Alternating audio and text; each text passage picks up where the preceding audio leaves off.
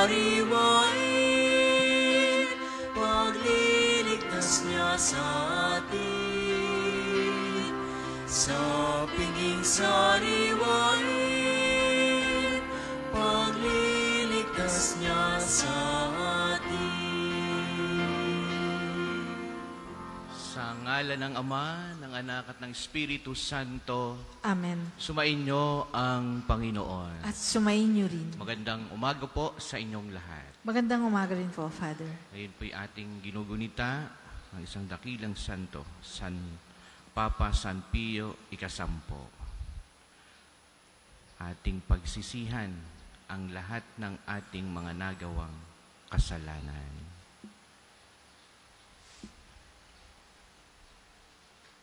Inaamin ko Sa makapangyarihang Diyos at sa inyo, mga kapatid, nalubha akong nagkasala sa isip, sa salita at sa gawa at sa aking pagkukulang.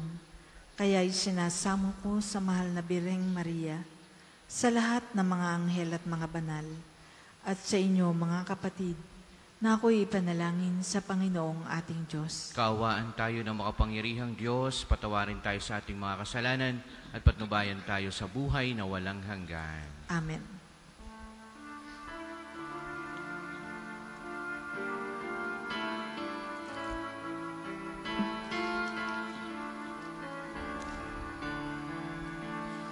Panginoon, kawan mo kami, kawan mo kami. Panginoon, kawan mo kami, kawan mo kami. Kristo, kawan mo kami, kawan mo kami. Kristo, kawan mo kami, kawan mo kami. Panginoon, kawan mo kami, kawan mo kami. Panginoon, kawan mo kami, kawan mo kami. Manalangin tayo.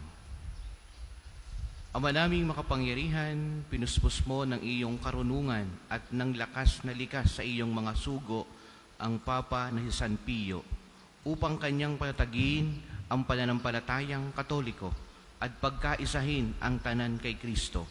Sa pagsunod sa itinuro niya at ipinakitang halimbawa, pagkaloob mong makamta namin ang walang maliw na gantimpala sa pamagitan ni Jesucristo kasama ng Espiritu Santo magpasawalang hanggan. Amen.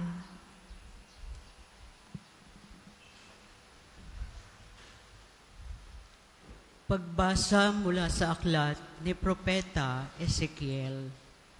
Sinabi sa akin ng Panginoon, Tao, magpahayag ka laban sa mga pinuno ng Israel. Sabihin mong ipinasasabi ko, nakatakda na ang parusa sa inyo, mga pinuno ng Israel. Sarili ninyo ang inyong iniintindi at hindi ang mga tupa. Iniinom ninyo ang gatas, nagdaramit kayo ng lana, nagpapatay ng mga pinatabang hayop, ngunit hindi ninyo pinapakain ang mga tupa. Bakit hindi ninyo pinalalakas ang mahihina, ni ginagamot ang mga may sakit, ni hinihilot ang mga pilay? Bakit hindi ninyo hinahanap ang nawawala, ni ibinabalik ang nalalayo? Sa halip ay ginagamitan ninyo sila ng kamay na bakal. Sila'y nangangalat at nilalapa ng mababangis na hayop, pagkat walang pastol. Ang mga tupa ko'y nagkalat sa mga bundok, burol at sa lahat ng panig ng daigdig, ngunit walang ibig humanap sa kanila. Dahil dito, mga pinuno, dinggin ninyo ang aking sinasabi. Ako ang Diyos na buhay. Ang mga tupa ko'y pinipinsala at nilalapa ng mabangis na hayop pagkat walang nangangalaga. Hindi hinahanap ng mga pastol ang aking mga tupa. Sa halip na alagaan nila ang mga ito, ang sarili nila ang binubusog. Kaya nga makinig kayo mga pastol. Pakinggan ninyo itong aking sinasabi. Laban ako sa inyo. Pananagutan ninyo ang nangyayari sa aking mga tupa. Hindi ko na kayo gagawing pastol upang hindi na ninyo mabusog ang inyong sarili. Ilalayo ko sa inyo ang aking mga tupa at hindi na ninyo mapakikinabangan ang mga ito. Ito ang ipinasasabi ng Panginoon. Ako mismo ang maghahanap at mag-aalaga sa aking mga tupa. Ang salita ng Diyos. Salamat sa Diyos. Salmong tugunan, Pastol ko'y Panginoong Diyos, hindi ako magdarahop. Pastol ko'y Panginoong Diyos, hindi ako magdarahop. Panginooy aking pastol, hindi ako magkukulang. Ako'y pinahihimlay sa mainam na pastulan, at inaakay niya ako sa tahimik na batisan. Binibigyan niya ako niyong bagong kalakasan. Pastol ko'y Panginoong Diyos, hindi ako magdarahop. At sang-ayon sa pangako na kaniyang binitiwan, sa matuwid na landasi doon ako inaakay. Kahit na ang daang iyo'y tumatahak sa karimlan, hindi ako matatakot pagkat ika'y kaagapay. Ang tungkod mo at pamalo, ang gabay ko at sanggalang. Pastol ko'y Panginoong Diyos, hindi ako magdarahop. Sa harapan ng lingkod mo, ikaw ay may handang dulang. Ito'y iyong ginagawang nakikita ng kaaway.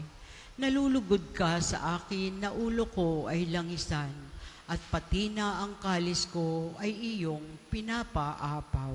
Pastol ko'y Panginoong Diyos, hindi ako magdarahop.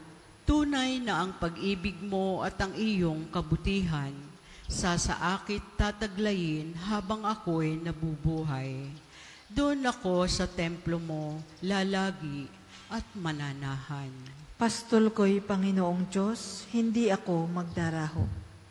Tayo po ay magsitayo.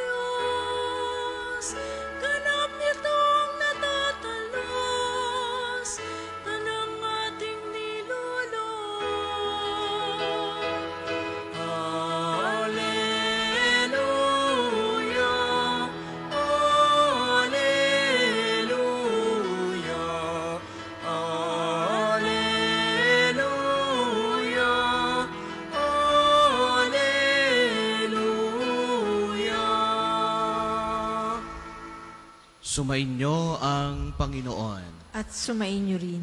Ang mabuting balita ng Panginoon ayon kay San Mateo. Papuri sa iyo, Panginoon.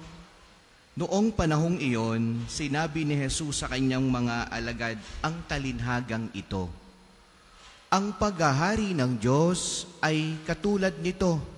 Lumabas ng umagang-umaga ang may-ari ng ubasan upang humanap ng manggagawa. Nang magkasundo na sila sa upa na 1 denaryong maghapon, sila'y pinapunta niya sa kanyang ubasan. Lumabas siyang muli ng mag-iikasiyam na ng umaga at nakakita siya ng iba pang tatayo-tayo lamang sa liwasang bayan. Sinabi niya sa kanila, pumaroon din kayo at magtrabaho sa aking ubasan, at bibigyan ko kayo ng karampatang upa. At pumaraon nga sila. Lumabas naman siya ng mag-iikalabindalwa ng tanghali at ng mag-iikatlo ng hapon, at gayon din ang ginawa niya. Nang mag-iikalima ng hapon, siya'y lumabas uli at nakakita pa ng iba pang wala ring ginagawa. Sinabi niya sa kanila, bakit kayo tatayo-tayo lang dito sa buong maghapon? Wala pong magbigay sa amin ng trabaho eh. Sagot nila, at sinabi niya, kung gayon, pumaraon kayo at gumawa sa aking ubasan. Pagkatakip silim, sinabi ng may-ari ng ubasan sa kanyang katiwala, tawagin mo na ang mga manggagawa at sila'y upahan magmula sa huli hanggang sa buong nagtrabaho. Ang mga nagsimula ng mag-ikalima ng hapon ay tumanggap ng tig-1 denaryo. At nang lumapit ang mga nauna, inakala nilang tatanggap sila ng higit doon. Ngunit ang bawat isa'y tumanggap din ng 1 denaryo. Pagkatanggap nito, nagreklamo sila sa may-ari ng ubasan. Sabi nila, 1 oras lang pong gumawa ang huling dumating. Samantalang maghapon kaming nagpagal at nagtiis ng nakapapasong init ng araw. Bakit naman po ninyo pinagpare-pareho ang upa sa amin? At sinabi niya sa isa sa kanila, kaibigan, hindi kita dinadaya. Hindi ba't nagkasundo tayo sa 1 denaryo? Kunin mo ang ganang iyo at umalis ka na. Maano kung ibig kong upahan ang huli ng tulad ng upa ko sa iyo? Wala ba akong karapatang gawin ang aking maibigan sa ari-arian ko? O naiinggit ka lang sa aking kabutihang loob? Kaya't ang nahuhuli ay mauuna at ang nauuna ay mahuhuli. Mga minamahal na mga kapatid, ang mabuting balita ng Panginoon.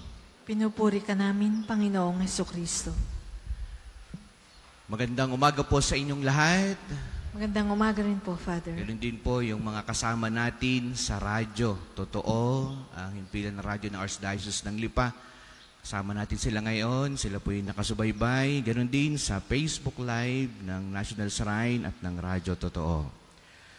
Magandang umaga po at sila'y kasama sa ating mga banal, sa ating banal na pagdiriwang sa mga intensyon at ganoon din bawat panalangin ng nakikinig sa oras na ito. Ating tingnan at pagnilayan ang mga pagbasang napakinggan, lalo higit sa mabuting balita. Mga minamahal na mga kapatid, kung yung titingnan, parang napaka-unfair, no? Nang pinakitang talinhaga ni Jesus, parang napaka-unfair nung may-ari ng ubasan, no? Maghapong nagtrabaho, binigyan ng 1 denaryo. Yung dumating ng 5:00 ng hapon, binigyan ng 1 denaryo, no?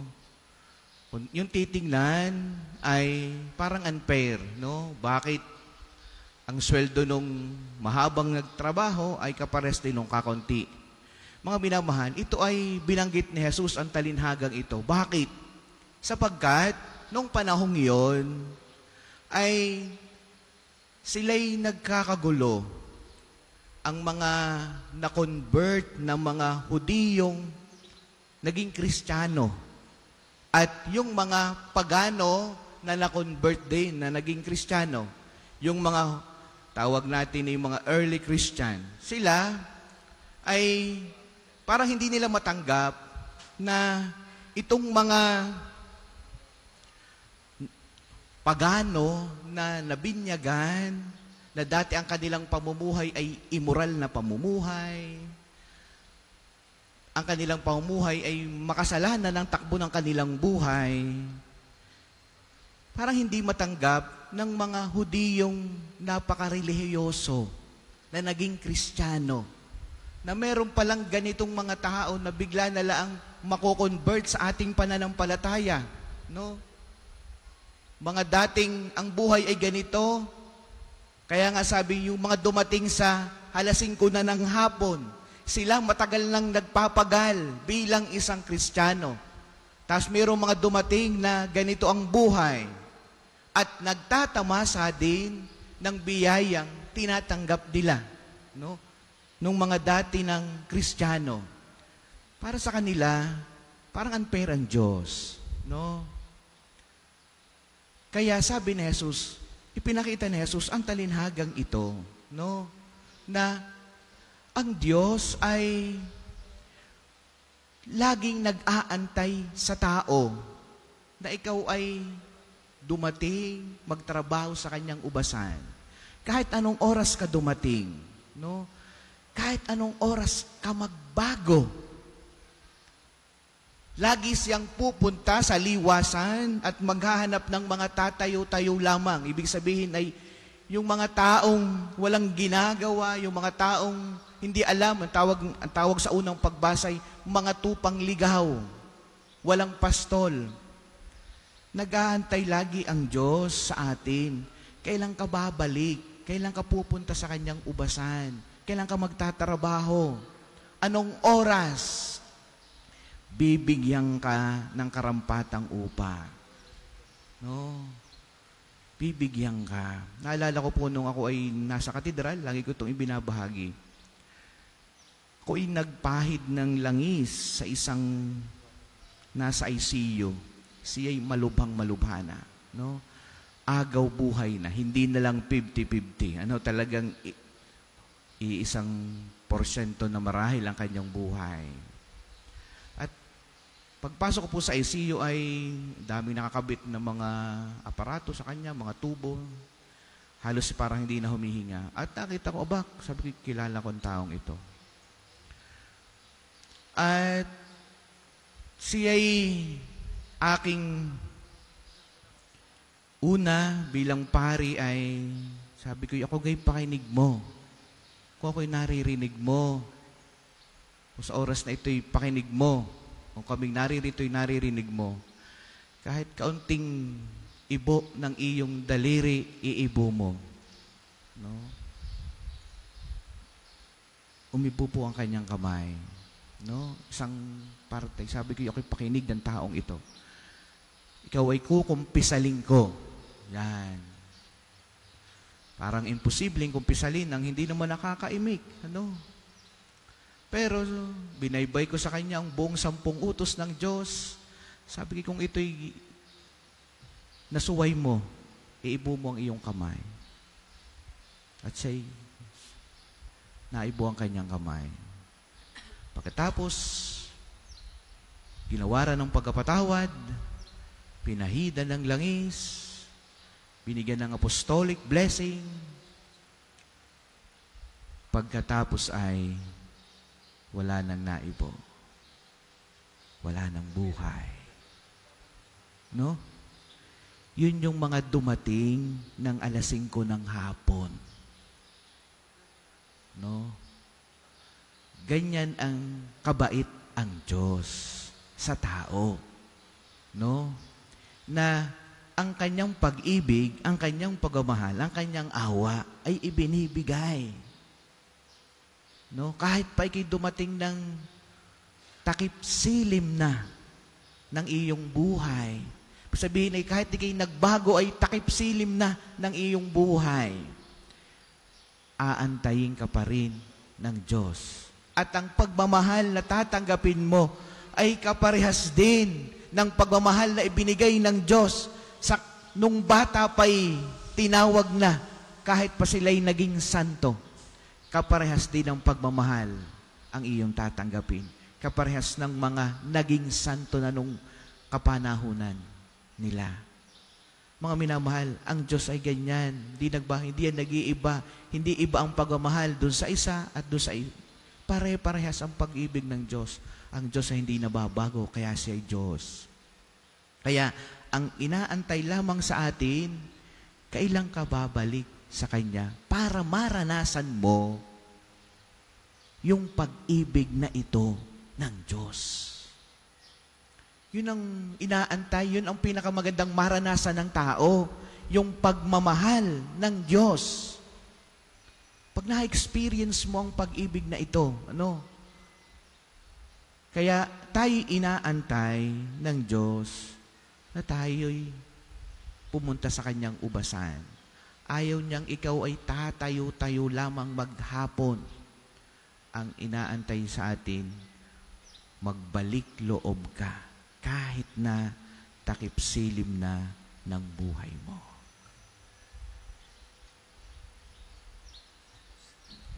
Para sa mga maghahandog ng sobre, pakihulog na lamang po sa buslo.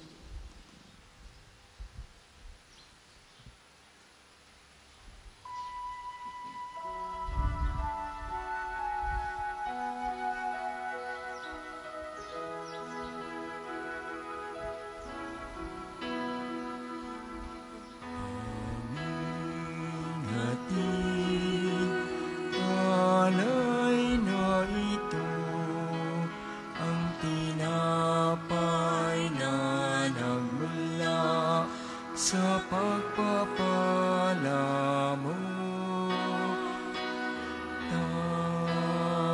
Tanggapin ang alak na ito, inuming inihain sa'yo.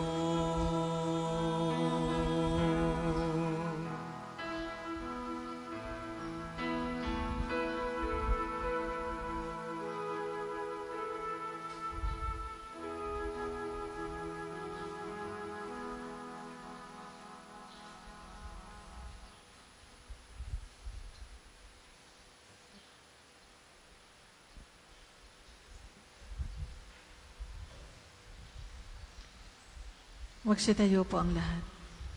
Manalangin kayo, mga kapatid, upang itong ating paghahain ay kalugdan ng Diyos Amang makapangyarihan. Tanggapin nawa ng Panginoon itong paghahain sa iyong mga kamay, sa kapurihan niya at karangalan, sa ating kapakinabangan at sa buong sambayanan niyang banal. Ama naming lumikha, sa iyong pagpapaunlak na tanggapin ang aming paghahain, loobin mong kaming nagdiriwang ng may pagtalima sa tagubilin ni Papa San Pio ay taimtim na makaganap at makapakinabang ng wagas sa pamagitan ni Jesucristo kasama ng Espiritu Santo magpasawalang hanggan. Amen. Sumainyo ang Panginoon. At sumainyo rin. Itaas sa Diyos ang inyong puso at diwa. Itinaas na namin sa Panginoon. Pasalamatan natin ang Panginoong ating Diyos. Marapat na siya ay pasalamatan. Ama naming makapangyarihan, tunay ngang marapat na ikaw ay aming pasalamatan sa pamagitan ni Jesucristo na aming Panginoon. Ngayong si Papa San Pio ay pinararangalan sa pamuhay niyang totoong uliran at pagiging maasahan sa panunungkulan, kaya't sa Jesucristo na maasahan sa katapatan ay inihahayag sa pangasiwa sa sambayanan. Ang malasakit ng mga ulirang tagapangasiwa noon ay nagpapatuloy magpahanggang ngayon sa mga panalangin kanilang iniuukol kaysa ng sambayan mong dito'y nagtitipon, kaya kaysa ng mga anghel. Tanigisiawit ng papuri sa iyo ng walang humpay sa kalangitan, kami nagbubunyi sa iyong kadakilaan.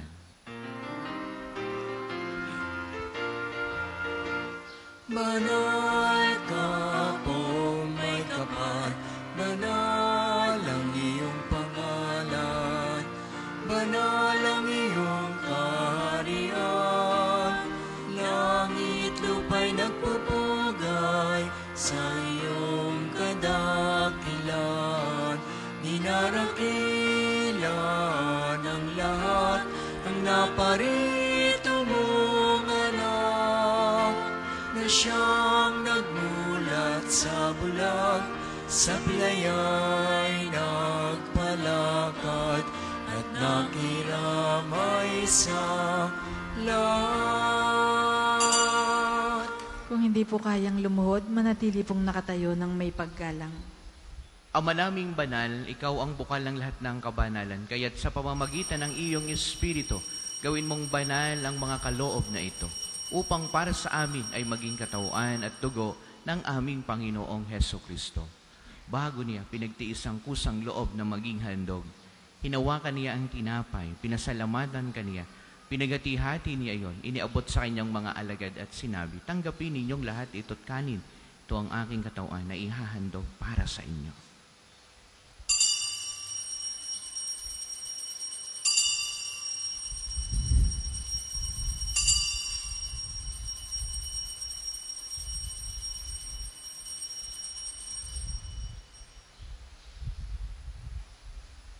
Gayon din naman, noong matapos ang hapunan, hinawakan niya ang kalis, muli kaniyang pinasalamatan. Iniabot niya ang kalis sa kanyang mga alagad at sinabi, tanggapin ninyong lahat ito't inumin. Ito ang kalis ng aking dugo, ng bago at walang hanggang tipan. Ang aking dugo na ibubuhos para sa inyo at para sa lahat, sa ikapagpapatawad ng mga kasalanan, gawin niyo ito sa pag-alaala sa akin.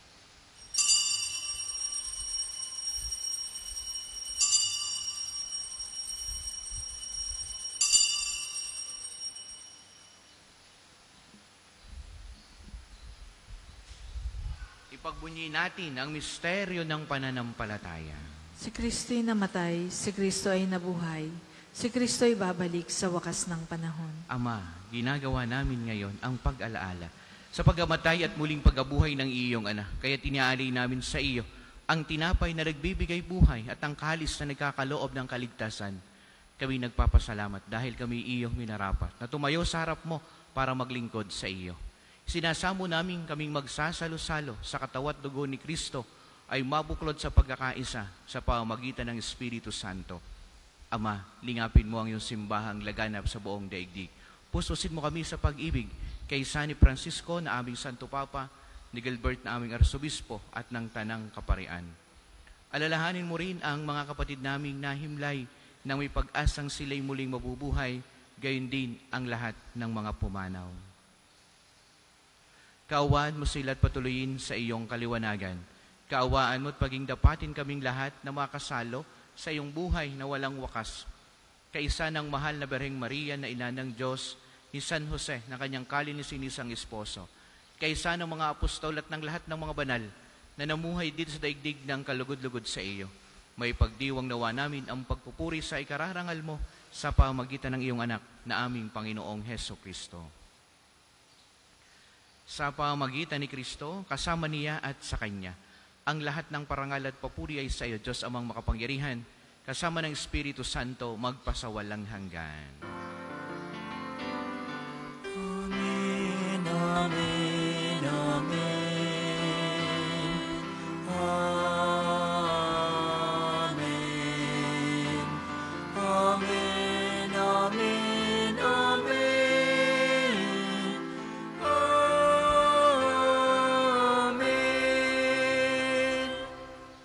Awitin natin ang Ama namin. Ama namin, sumasalangit ka, sambahin ang ngalan mo, mapasa amin ang kaharian mo, sundin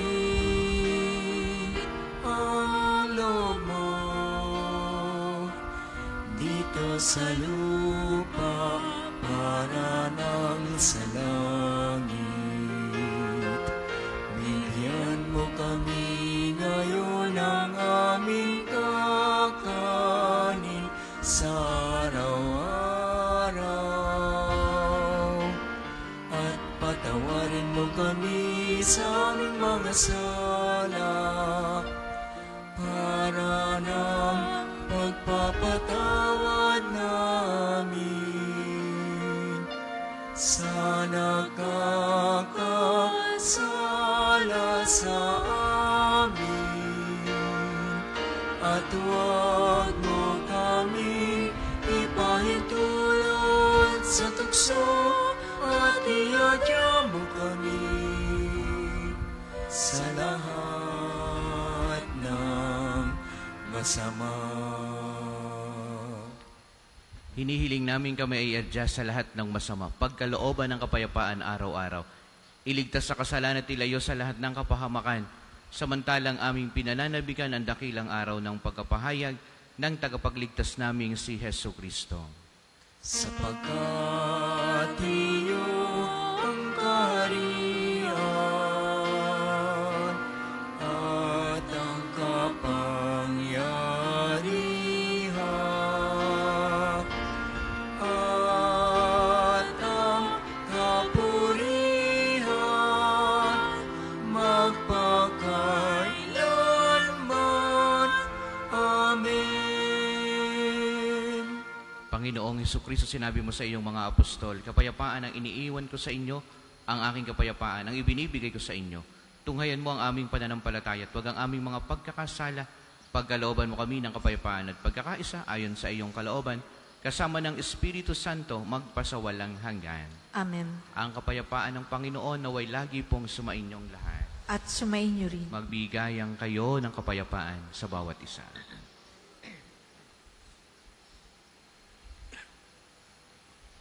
Kordero ng Diyos na nag-aalis ng mga kasalanan ng sanlibutan, maawa ka sa amin.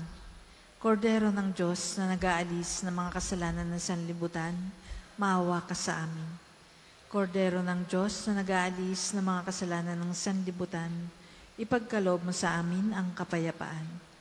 Kung hindi po kayang lumuhod, manatili pong nakatayo ng may paggalang. Ito ang kordero ng Diyos, ito ang nag-aalis ng kasalanan ng sanlibutan. Mapalad ang mga inaanyayahan sa banal na piging na ito. Panginoon, hindi ako karapat-dapat na magpatuloy sa iyo. Ngunit sa isang salita mo lamang ay gagaling na ako.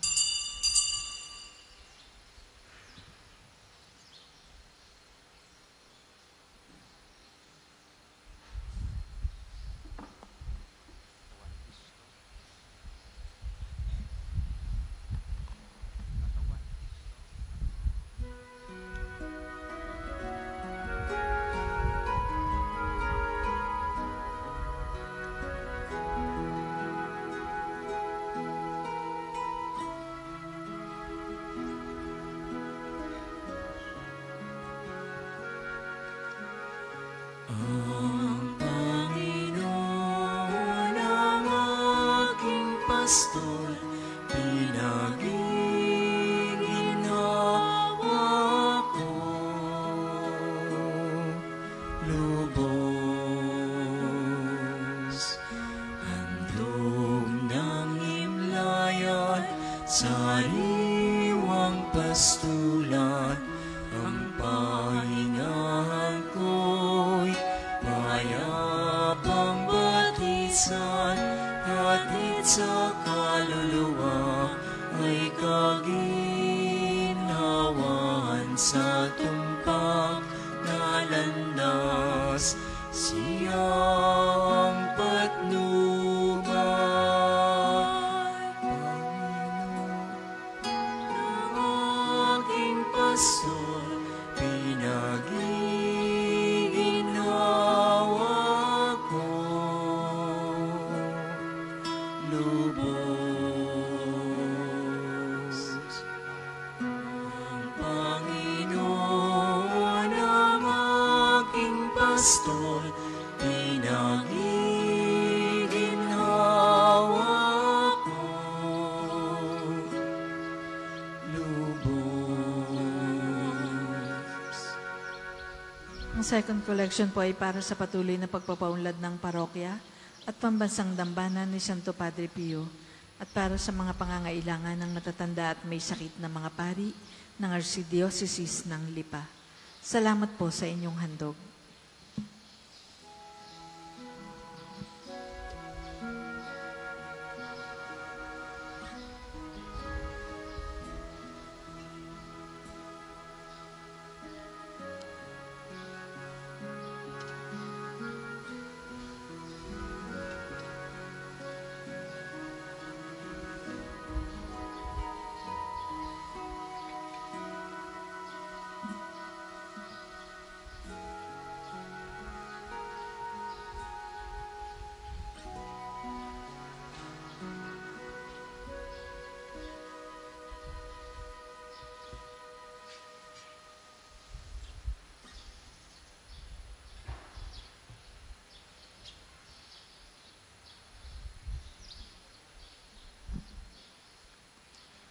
Ang lahat po ay magsitayo.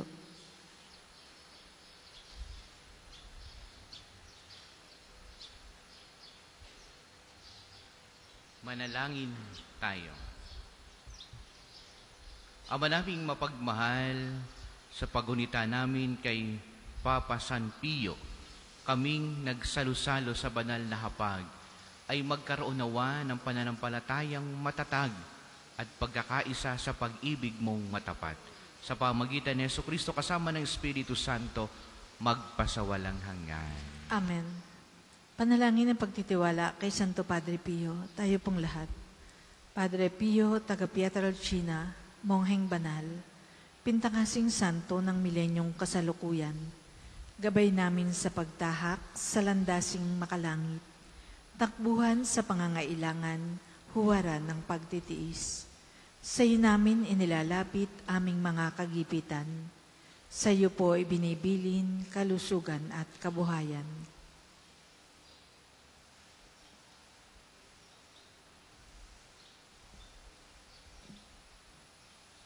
Di man karapat-dapat, kami po ay pagbigyan, bendisyonan at basbasan, maging ganap sa buhay. Lumayo nawa kami umiwas sa kasalanan. Lumapit lagi sa Diyos, maging matatag at matibay. Sa mabuting balita ng pagliligtas, turuan mo kami nawa. Sa tuwin na ay makinig, magnilay at sumampalataya. Amin pong pakiusap itong mga kahilingan. Puso ay nagsisisi, nagtitikang taimtiman. Di na muling magkasala, sunod lagi sa Diyos Amang, kaysa ng Espiritu at ni Jesus na tagapamagitan. Amen. Magsiupo muna po ang lahat para sa mga patalastas. Una, sa inyong pagdalaw sa pambansang dambana, mangyaring pakaingatan ng inyong mga personal na gamit. Hangad namin ang isang matiwasay at maayos na pagbisita sa National Shrine. Ikalawa, sa pagnanais nating palawakin ang dokumentasyon at datos ng mga pilgrims at devotees na bumibisita sa pambansang dambana. Kami po ay nag-aanyaya sa inyong lahat na makilahok sa ginagawang pagkalap ng impormasyon na makakatulong sa pagpapaunlad ng ating turismong pangsimbahan. Makikisuyo po kami na pakiscan ng QR code na inyong makikita sa paligid ng simbahan at pakikumpleto ng mga impormasyong kinakailangan. Makakaasa po kayo sa aming pag-iingat ng private information na inyong ibabahagi bilang pagsunod sa batas ng Data Privacy Act of 2012. Ang inyong pakikisa ay malaking tulong at susi sa tagumpay ng proyektong ito. Ikatlo, para po sa mga kabataang inihahanda para sa pagkukumpil na nakadalo ng seminar, mayroon po ko yung kumpisal ngayong 24 ng Agosto, mula 8 ng umaga hanggang 12 ng tanghali sa Chapel of Reconciliation. Mangyaring makipag-ugnayan sa opisina para sa mga detalye. Ikaapat, sa darating pong Biyernes ay 23 ng buwan, ang araw ng pagpapagaling ng Panginoon sa pamamagitan ni Santo Padre Pio. Ang mga oras ng healing mass at healing liturgy na may paggagawad ng langis ay sa ganap na 9 ng umaga at 5 ng hapon. Kayo at ang inyong mga may sakit ay inaanyayahan. Ang susunod pong misa ay sa ganap na 10 ng umaga. Maraming salamat po at mangyaring panatilihin natin ang kalinisan, katahimikan at diwa ng pananalangin sa loob at labas ng ating simbahan. Magsitayo na po ang lahat para sa pagbabasbas ng mga religious articles. Mga kapatid, manalangin tayo sa Diyos amang makapangyarihan upang tayo maging kawangis ni Kristo sa taimtim na pagdalangin sa tulong ng mga larawan at mga dasalan. Niyo pong ilabas ang inyong mga pabebendisyonan. O Panginoong Diyos, Ikaw ang bukal ng lahat ng pagpapala at biyaya. Ibuhos mo ang iyong bendisyon sa mga gamit na ito sa pananalangin, mga rosaryo, mga imahin, mga dasalan, na nagpapaalaala ng iyong kabutihan, kabanal at pagmamahal sa amin, upang ang lahat ng dumulog at magdasal gamit ang mga ito ay magtamo ng iyong awa at biyaya. Loobin mong tularan nawa nila ang kabanal at aral ng Panginoon at ng mga santo magpasawalang hanggan. Amen. Ama namin, sumasalangit ka, sambahin ang ngalan mo, mapasa amin ang kaharian mo, Sundin ang loob mo dito sa lupa para nang sa langit. Bigyan mo kami ngayon ng aming kakanin sa araw-araw at patawarin mo kami sa aming mga sala para ng pagpapatawad namin sa mga nagkakasala sa amin. At huwag mo kaming ipahintulot sa tukso at ihadyam mo kami sa lahat ng masama. Amen. Aba, Ginoong Maria, napupuno ka ng grasya. Ang Panginoong Diyos ay sumasa iyo. Bukod kang pinagpala sa babaeng lahat, at pinagpala naman ang iyong anak na si Jesus. Santa Maria, Ina ng Diyos, ipanalangin mo kaming makasalanan, ngayon at kung kami mamamatay. Amen.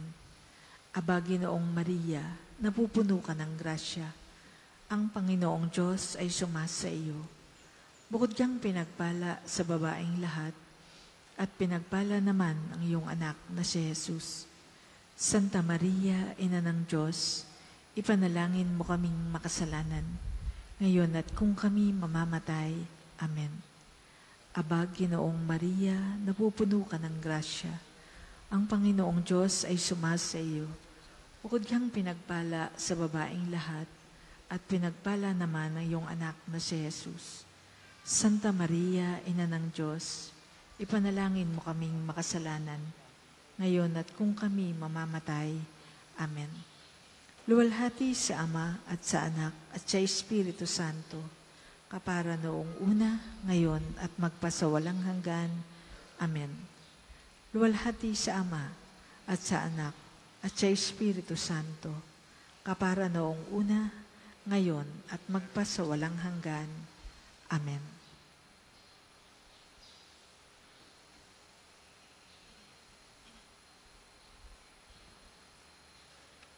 Sumainyo ang Panginoon. At sumainyo rin. At pagpalaing kayong lahat ng makapangyarihang Diyos, ang Ama, ang Anak at ang Espiritu Santo. Amen. Ang banal na misa ay alay na humayo kayong lagi sa pag-ibig ni Kristo. Salamat sa Diyos.